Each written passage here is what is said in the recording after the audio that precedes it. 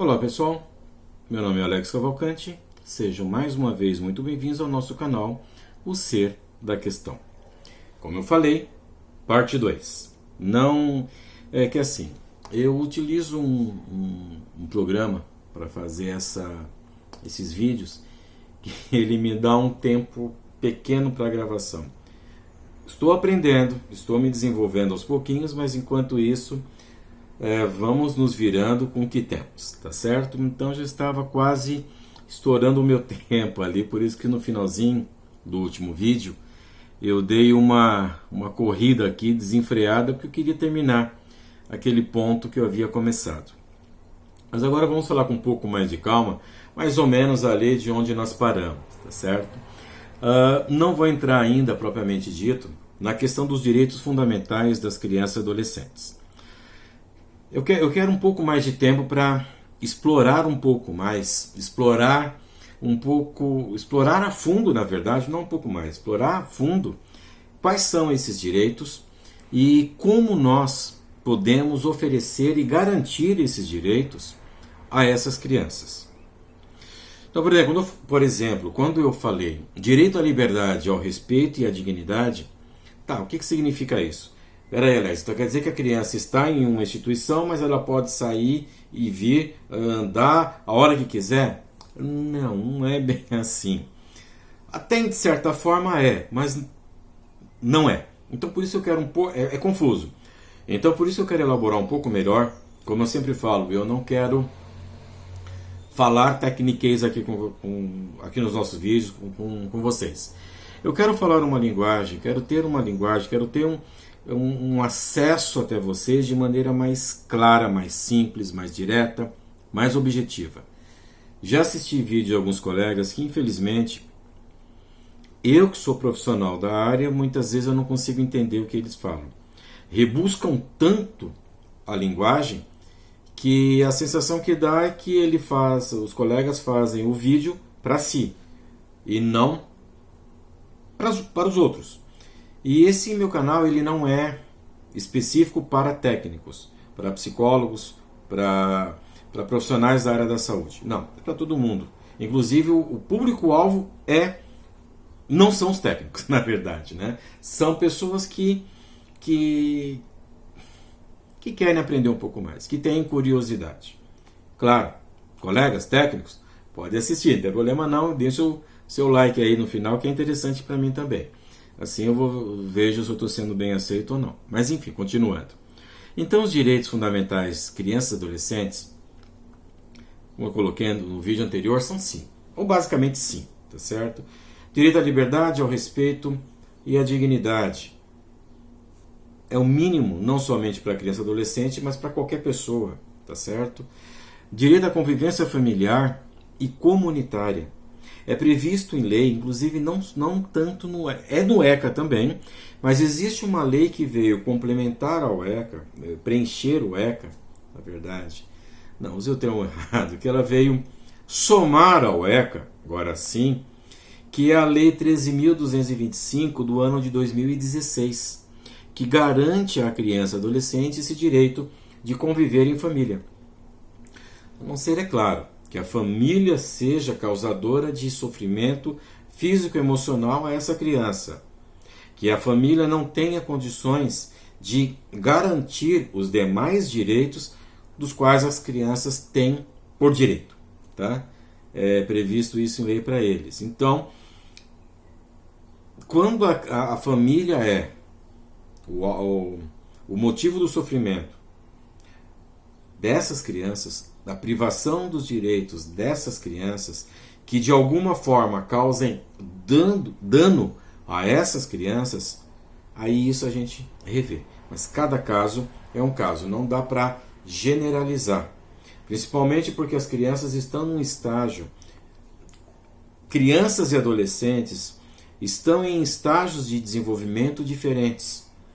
Então, essas etapas, esses estágios de desenvolvimento emocional, cognitivo, de inteligência, enfim, têm que ser respeitados em cada criança, em cada sujeito de direito. Sujeito de direito. O que é isso? Antes do ECA, qualquer tipo de ação que era desenvolvida, que era feita para crianças e adolescentes, assumiam as características de caridade. Vou fazer uma caridade, Isso acabou. As crianças e adolescentes hoje têm direitos, e esses direitos têm que serem respeitados. Quando era caridade, se ninguém quisesse fazer nada, não faria. Deixa a criança sofrer, deixa a criança ser vítima de violência, deixa a criança passar fome, deixa a criança morando na rua. Hoje não. Hoje essas crianças e adolescentes, eles são sujeitos de direito. Eles têm direito.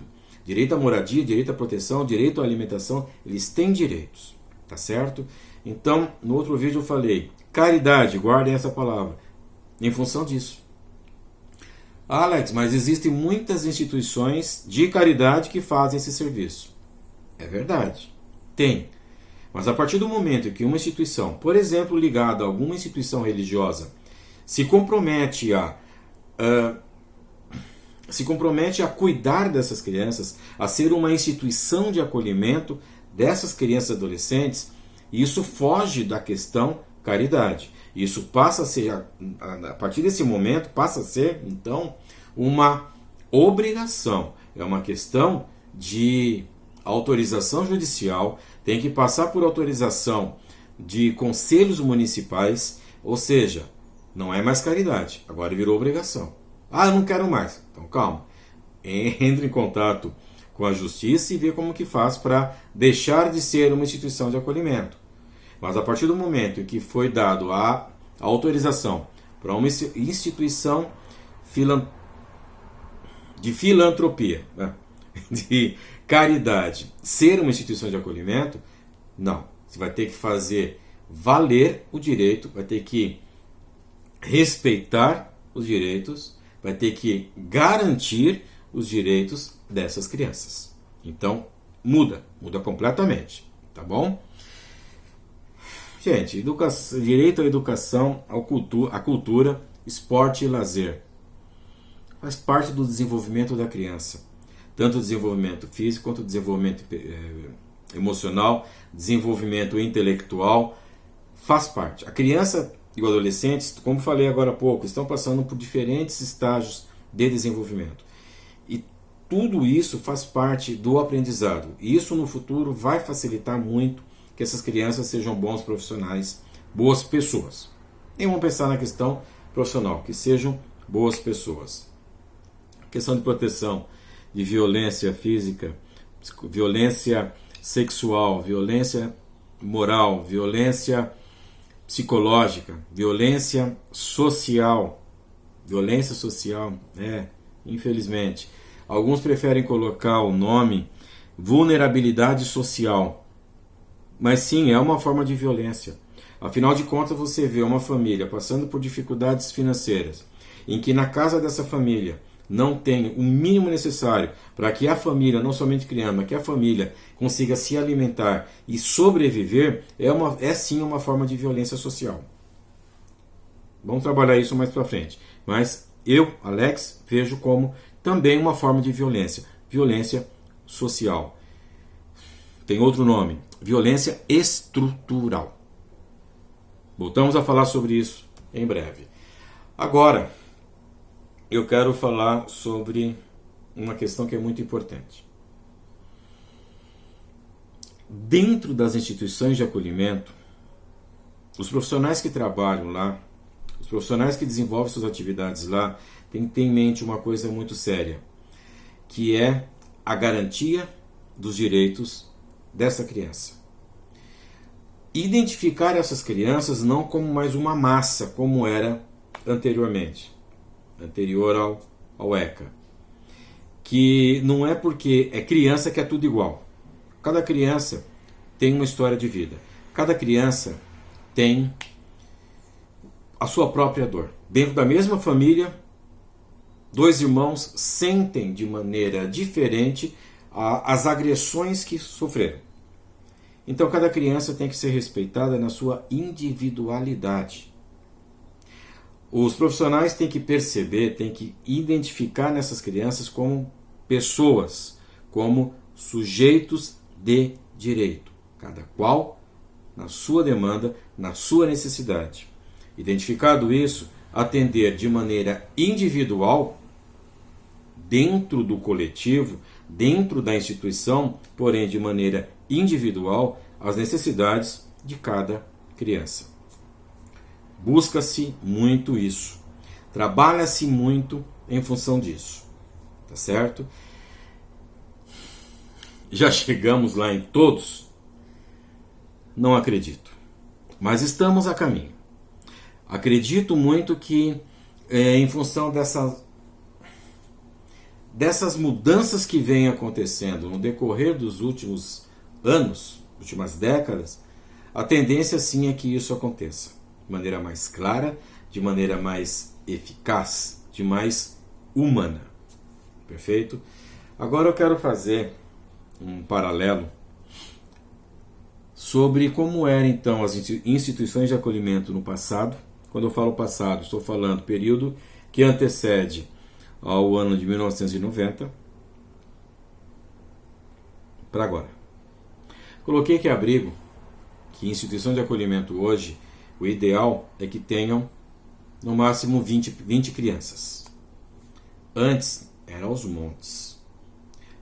Um sentido bem pejorativo, era aos montes. Centenas de crianças, centenas de adolescentes amontoados. Não sendo feito, então, como eu coloquei que nós temos que identificar cada criança, a sua necessidade, a sua dificuldade. Antes não. Entrou, é todo mundo igual. É um adolescente em conflito com a lei? É uma criança que estava vivendo na rua? É uma criança que foi abandonada pela sua família?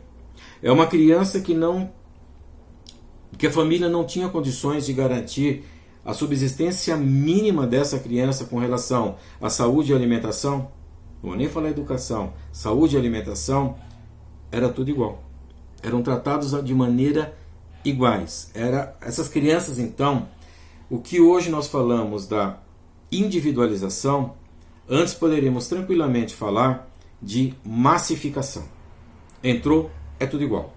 Crianças de 5 anos, de 10 anos, adolescentes de 17 anos, 16 anos, todos vivendo juntos. E muitos adolescentes. Estou falando então da antiga FEBEM, o nome termo FEBEM. Fundação Estadual Bem-Estar do Menor. Vocês perceberam que todos os casos que eu citei acaba direcionando para um grupo, para uma parcela da sociedade que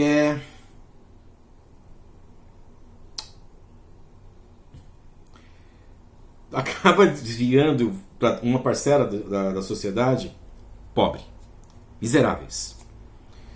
Não tem comida, não tem casa. Infelizmente os adolescentes estão em conflito com a lei.